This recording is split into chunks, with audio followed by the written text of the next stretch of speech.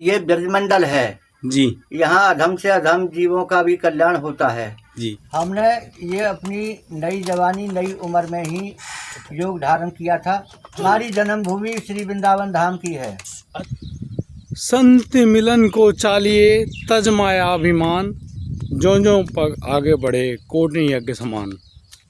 ये जो दोहा तुलसीदास जी ने लिखा है ये इतना पवित्र और इतना शुद्ध है कि जो हम संत मिलने के लिए, संतों के दर्शन करने के लिए आगे बढ़ते हैं, वैसे वैसे हमको अनन्य ज्ञान की प्राप्ति होती है। महाराज, आज हम एक ऐसी जगह पर आए हैं जहाँ पर संत भगवान बिल्कुल एक ऐसी साधारण सी रहनी में रहते हैं, बड़ी ही तसल्ली से अपना जीवन यापन, और सबसे बड़ी बात भजन करते हैं।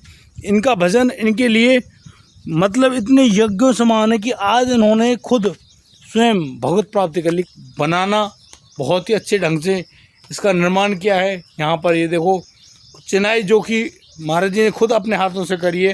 और ये जो आप देख रहे हैं इस समय, ये जो महाराज जी ने मतलब कि ये गुरुदेव की एक ऐसी कुटिया है छोटी सी जो चलित, जिसको बैल बुग्गी बोलते हैं ना, उस पे आधारित है। और महाराज जी इस कुटिया को लेकर, जो कि इनकी अपनी है, इसको लेकर जाते हैं परिक्रमा मार्ग, ब्रज 84 कोस परिक्रमा में, या फिर आपके गोवर्धन की परिक्रमा में। इसमें विराजमान रहते हैं, अपने ठाकुर जी को अपने साथ रखते हैं और फिर यहाँ से इसी कुटिया में से दर्शन दिया करते हैं सभी भक्तों को। महाराज जी की जय हो। जय हो आयुष्मान भव कीर्तिमान भव यशस्वी भव तपस्वी। जय हो महाराज जी की जय हो। ये हमारे जो महाराज जी हैं यहाँ पर विराजमान है।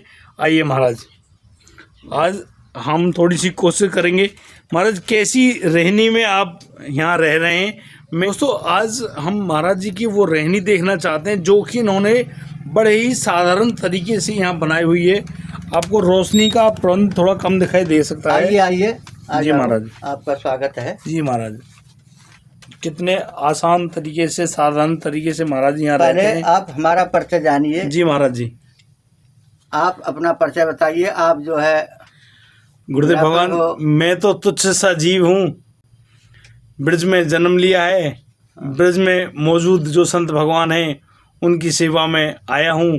उनकी जो रहनी है, उनके जो भक्त प्रचार है, उसको आगे बढ़ाना चाहता हूँ। आइए, आप आए हो संत मिलन को चालिए तज माया आगमान, जो पग आगे धरे कोटि यज्ञ समान। बिल्कुल महाराज, आपने करोड़ों यज्ञ किए हैं, करोड़ों यज्ञ करके पैदल चल करके आए हो। जी महाराज, हमेशा ही मनुष्य के कल्याण के लिए संतों के दर्शन हमेशा कल्याणकारक रहते हैं जी। और संतों की महिमा भगवान ने भी कही है जी। और भगवान ने संतों को अपने से अधिक श्रेय दिया है। गुरु गोविंद दोनों खड़े, किसके लागू पाए, बलिहारी गुरु आपनो गोविंद दिए मिलाए। मिलती है जब पैदल चल के जाते हो उनकी शरण में, जी, आग्रह करके नम्रता पूर्वक जब उनसे सत्संग करते हो, जी, तो उसमें सब कुछ मिलता है। क्योंकि सत्संग से बढ़कर के संसार में और कुछ है नहीं है। नहीं है। बिन सत्संग विवेकन हुई, राम कृपा बिन सुलभन सोई, सत्संगत मुझ मंगल मूला, सोई फल सब साधन फूला है। जो महाराज यहाँ पर हम जो ये देख रहे हैं, ये सब व्यवस्था आपने खुद से करी है? ये जो आप सब देख रहे हो, ये परमात्मा ने जो हमें शरीर दिया है, ये शुभ कर्म के लिए दिया है। इससे ये हम शुभ कर्म करते हैं। जी। अच्छा, जो ये कुटी का निर्माण किया है महाराज, ये भी सब आपने किया है? ये सारा जितना भी आप देख रहे हो, ये नूह से, ये जो रोड है ये सौंद से सीधा निकल जाता है, लोहना गांव पड़ता है आगे जी। तो लोहना के नियर में ये कुटिया पड़ती है जी, और ये ब्रजमंडल में पड़ती है जी। और सौंद बस्ती में निवास करते हैं स्वामी ब्रह्मानंद सरस्वती। हमारा परिचय, हमारा नाम है। हमारे स्वामी जी का, सदगुरुदेव भगवान का नाम स्वामी दयानंद सरस्वती है। हमारा गुरु स्थान यहाँ पास सियाराम जी, हमारा गुरु स्थान यहाँ नजदीक पास में पड़ता है। बहीन पहाड़ी गांव पड़ता है नूह वाले रोड पर जी। तो वहाँ आगे चल के बहीन गांव पड़ता है, बड़ी बस्ती है। उससे मुड़ करके गौशाला पड़ती है, कान्हा गौशाला। उस पर मुड़ करके सीधे हमारी कुटिया पड़ती है। गुरुदेव भगवान की जय हो, जय हो। आयुष्मान भव कीर्तिमान भव यशस्वी भव तपस्वी भव राजस्वी भव स्तोत्रवान भव धनवान भव ऐश्वर्य की कीर्तिवान भव। सर्वे भवन्तु सुखिनः सर्वे सन्तु निरामया सर्वे भद्राणि पश्यन्तु मा कश्चित् दुर्भाग्यो। गुरुदेव, आप जैसे या जंगल में, जंगल ये, हाँ जंगल खेत क्या रहे हैं, हाँ, तो महाराज यहाँ में आप विराजमान हो, कभी डर ना लगे हो आप? नहीं, तो डर उसको लगता है जिसके अंदर पाप रहता है। जो कुछ पाप करता है तो पाप से इंसान भयभीत होता है, और जो पाप नहीं करता है उसके अंदर भय नहीं आता है। जी वो क्यों कि भयभीत नहीं होता है। जी माता डर लगने का मतलब होता है अंदर पाप आ जाता है तो वो पाप भयभीत कर देता है। जी इसलिए जब हम कोई पाप नहीं करते, किसी की बुराई नहीं करते, किसी की चुगली नहीं करते, कोई चोरी नहीं करते, कोई छिनारा नहीं करते, ज़्यादा अधिक स्त्रियों से और गांव बस्तियों से कोई संपर्क कांटेक्ट नहीं रखते, जंगल में निवास करते हैं। जंगल में निवास अमंगलहारी, अमंगलों को हरने वाला रहता है जंगल का निवास, जंगल में रहने। इसीलिए भगवान 14 वर्ष तक चित्रकूट में राम जी रहे थे, कामदानाथ जी। तो काफी लोग दर्शन करने जाते हैं। जैसे कि आप यहाँ पर विराजमान है, आप कितना समय है वो? हमको यहाँ इस सौंद बस्ती में रहते रहते 45-46 साल हो गए। अच्छा महाराज, आपकी कितनी उम्र रही होगी जब आपने ये वेश धारण करे या फिर सांसारिक जो मोह है वहाँ तक मुक्ति पाई? हमने ये अपनी नई जवानी, नई उम्र में ही योग धारण किया था स्वामी दयानंद सरस्वती जी से, जी जो हमारे। नहीं, मैं ये पूछना चाह रहा हूँ, आपके शरीर की उम्र उस समय कितनी थी जब आप इस वेश में आए थे? जिस समय हमने ये योग धारण किया था तो कुछ समय हमने भ्रमण किया गुरु की खोज में, क्योंकि बिना गुरु के ज्ञान नहीं होता है, बिना स्वर के सरस्वती धारण नहीं होती है। उस समय हमारी आयु 14-15 साल के लगभग थी। तो 14-15 साल की उम्र में गुरुदेव आप ऐसे कहाँ प्रतीत हुए हो जाकी वजह से आपने सांसारिक मोह ममता सत्याग के संन्यास वेश में आने का विचार कर लियो? ऐसी कौन सी कहानी? हमारी जन्मभूमि श्री वृंदावन धाम की है। अच्छा, इसलिए वहाँ संत लोग बहुत आते थे। बिल्कुल महाराज। जब संतों से हमें सदुपदेश मिले कि अरे बच्चा इस संसार में कुछ नहीं है, वो सत्संग कहते थे। तो बांके बिहारी भगवान का मंदिर बना हुआ है वहाँ पर, और निधिवन विराजमान है। तो वहाँ अच्छे अच्छे उच्च कोटि के संत आते थे। वो ये कहते थे, सत्संग करते थे। जब हम लोग बैठ जाते थे उनके पास में, तो बिना सत्संग के तो कोई विवेक ज्ञान होता ही नहीं है। बिन सत्संग विवेक न होई, राम कृपा बिन सुलभ। तो ये राम जी की कृपा होती है, राधे श्याम जी, तभी सत्संग मिलता है, नहीं हर इंसान को नहीं मिलता है। संतों के दर्शन भी उसी को होते हैं जिसको ऊपर से भगवान की पहले कृपा होती है, उसका कोई पूर्व संस्कार, पूर्व अच्छा कर्म उदय होता है, तब उसको संतों के दर्शन होते हैं। तो हम रोजाना का सत्संग सुना करते थे, संतों की सेवा में लगे रहते थे। कंडीशन तो खराब थी, थे तो वैसे गरीब ही स्थिति में, पर श्रद्धा भाव होना चाहिए, श्रद्धा भाव अच्छा था। संत लोग हमारा आचरण शुद्ध करने के लिए हमसे आदेश उपदेश करते थे, और सर्वप्रथम भक्ति आदेश उपदेश की है। जो भगवान आदेश उपदेश करते हैं वही मंत्र होता है गुरुओं का, और जो हमारा जहाँ ध्यान होता है वही हमारी भक्ति की जड़ होती है। तो आपको हम बच्चा अपनी जो है जड़ें बता रहे हैं। ध्यान मूलम गुरु मूर्ति, पूजा मूलम गुरु पदम, मंत्र मूलम गुरु वाणी, मोक्ष मूलम गुरु कृपा। तो वो कहते थे बच्चा संसार में कुछ नहीं है, संतों के प्रवचन वाणी हमने सुनी, तो हमने कहा भाई बाबा अच्छी बात कहते हैं, और कुछ लेते देते नहीं है, और ना हमको किसी तरीके से दुखी करते हैं। तो जैसे अब वो ऐसे तपेश्वरी संत से तो जिन्होंने वाक्य के मुँह से निकाल दिया, कह दिया वो अवश्य सिद्ध ही होता था। अखंड वाक्य था उनका। अच्छा महाराज, तो वाक्य सिद्ध थे, वो वाक्य की ही सिद्धि होती है। जिसकी वाणी सिद्ध हो जाती है, जो कह दिया तथास्तु वही होता है, उस पर भगवान की कृपा हो जाती है, उसकी भक्ति के आधारित। जिसने भगवान का नाम लिया है, ध्यान किया है, भक्ति की जड़ ध्यान है, और भक्ति का जो जड़ होती है वो भगवान के नाम गुणानुवाद से ही और सत्संग से ही प्राप्त होती है। तो संत लोग हमको आदेश करते थे, बच्चा संसार में कुछ नहीं रखा है, ये सब संसार लोभ ही है, अपने लोभ में तुमसे प्यार करता रहेगा।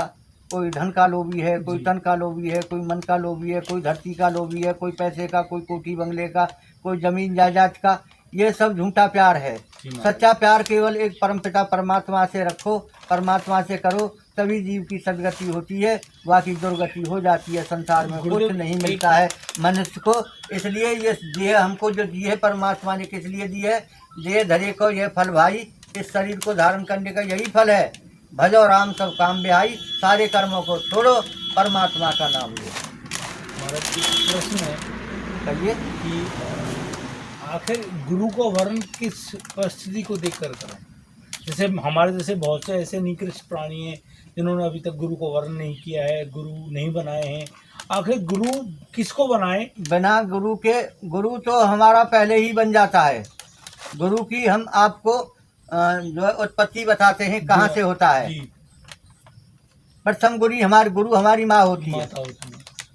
क्योंकि आत्मा और परमात्मा, जी परमात्मा तो एक पवित्र आत्मा है जिसमें कोई किसी प्रकार का कोई धब्बा दाग नहीं है, नहीं है। जो कुछ भी नहीं करता, न निंदा न स्तुति, उसे किसी से कोई संबंध ही नहीं है। ही नहीं। तो उस ईश्वर ने हमारे माता पिता को बनाया, जी महाराज। 5 तत्व से बनाया, जी जिसमें 5 तत्व तो जलवायु अग्नि आकाश पृथ्वी भगवान भोलेनाथ के, जिसको हम स्थूल शरीर कहते हैं। इसके अंदर फिर रहता है एक दूसरा शरीर, उसका नाम होता है सूक्ष्म शरीर। जी सूक्ष्म शरीर कहते हैं हम जीवात्मा को। जी तो परमात्मा और आत्मा, जीवात्मा लिपायमान रहती है माया में, परमात्मा माया से परे रहता है, मायातीत, माया से परे, कर्मातीत, कर्म से परे, गुणातीत, रजोगुण तमोगुण सतोगुण तीनों गुणों से परे। जी महाराज। उसको हम ईश्वर परमात्मा भगवान नाम से पुकारते हैं, गोविंद कृष्ण नाम से पुकारते हैं। जी महाराज। तो परमात्मा के इस तरह से 2 स्वरूप होते हैं, एक साकार एक निराकार। जी निराकार को हम ब्रह्म कहते हैं, साकार को हम भगवान कहते हैं। जी साकार अवतार है, निराकार का ही अवतार साकार होता है, शरीर धारण करता है संसार के कल्याण के लिए। जी महाराज। तो सब संसार के कल्याण के लिए परमात्मा ने 3 स्वरूप धारण किए हैं। निराकार से साकार स्वरूप धारण किया है, तो विष्णु स्वरूप धारण किया, अंडे से अंडज उत्पत्ति हो गई। फिर दूसरा स्वरूप भगवान ने धारण किया है इस संसार के उत्पत्ति के लिए, ब्रह्मा स्वरूप। तो भगवान विष्णु ने जब तपस्या की है, तो विष्णु भगवान की नाभि से एक कमल उत्पन्न हुआ है, उस कमल से ब्रह्मा जी प्रकट हुए हैं। इस तरह से ब्रह्मा जी को भगवान ने आदेश किया, आदेश उपदेश की ही मंत्र और भक्ति है। तब 3 बार कहा आवाज आई है, आकाश से आकाशवाणी। तो ब्रह्मा जी तप करने लगे हैं, तो तप के बल से ये सारी सृष्टि की उत्पत्ति हुई है। जी महाराज। इसलिए ब्रह्मा जी सृष्टि के उत्पत्ति के कारण है, प्रथम गुरु है। यहाँ से उत्पत्ति हो गई, उसके बाद में जो है जब उत्पत्ति हो गई है, तो भगवान ने इस सृष्टि का संचालन आगे के लिए किया है। तो ब्रह्मा जी को आदेश किया है, तुम इस सृष्टि का उत्पत्ति करो, निर्माण करो, उत्पत्ति करो, स्त्री पुरुष के संयोग से। ये 10वीं उत्पत्ति है। 10 तरह से उत्पत्ति हुई है सृष्टि की, देवताओं के द्वारा, भगवान भोलेनाथ के द्वारा सर्वप्रथम, और उसके बाद में देवताओं के द्वारा, अवतारों के द्वारा, ऋषि मुनियों के द्वारा, साधु संत महात्माओं के द्वारा, इस तरह से इसकी उत्पत्ति हुई है। इसलिए ये संतों की संतान कही गई है, देवताओं की संतान कही गई है, और यही सत्य है। या परमात्मा सत्य है, या परमात्मा की वाणी सत्य है, या परमात्मा की माया सत्य है। ये संसार इसी से चलता है, बिना उनकी सत्ता के कुछ होने वाला नहीं, एक पता भी नहीं हिल सकता। तेरी सत्ता के बिना हे प्रभु मंगल मूल, पत्ता तक हिलता नहीं स्वामी, खिले न कोई फूल। कहिए आप महाराज। जैसे कि कहें कि गुरु करो जान के और पानी पियो छान के, हाँ, ये बात कहाँ तक सही है? इसका पूरा वृत्तांत सुनाते हैं आपको। जी। बिना गुरु के किसी का कल्याण नहीं होता है। जी, ये बात गुरु तो सही आया है। कहाँ से? जी जी जी। गुरु वहाँ से आया जिस समय हमारी ये जीवात्मा, जैसे आप वायु देखते हो, तो ये अपान वायु है जो चलती है वायुमंडल में।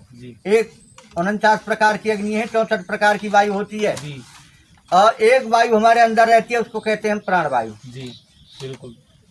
तो वो प्राण वायु भगवान कृष्ण का अंश है, जी, जिसको हम प्राण वायु कहते हैं। वो सब जीवों के अंदर रहती है। जी। ये 5 तत्व के शरीर हैं, और फिर उसके साथ में भगवान ने 10 इंद्री 11वां मन राजा मैं ही हूँ अर्जुन। अर्जुन के लिए भगवान ने आदेश किया है श्रीमद् गीता जी में कि अर्जुन ये 10 इंद्री मैंने बनाई हैं, इसे चलाने के लिए कारण शरीर रखा है मैंने। किसी न किसी कारण से ये चलता है, एक जगह कहीं तक नहीं सकता, कोई न कोई कारण इसके साथ में रहता है, वो कारण इसको चलाता है।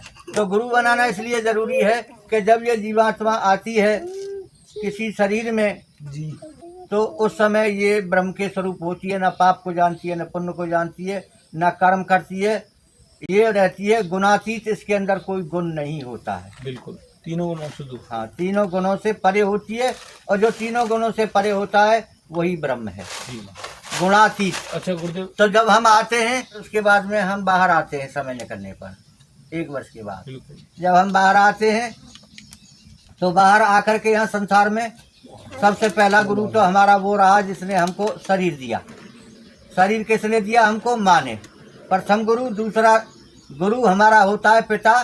पिता इसलिए होता है हमारा दूसरा गुरु कि ब्रह्म एक बीज है, और वो बीज जब तक चयन नहीं करता है गर्भाशय में उसका एक सूक्ष्म कीटाणु स्वरूप रहता है जी जिसको हम कहते हैं शुक्राणु। जी तो वो जब प्रवेश करता है वो अपना शरीर आकृति धारण कर लेता है, हम बाहर आ जाते हैं। तो प्रथम गुरु माँ और जिस बीज को जो है धारण करते हैं उस गर्भाशय में, वो हमारा दूसरा गुरु पिता।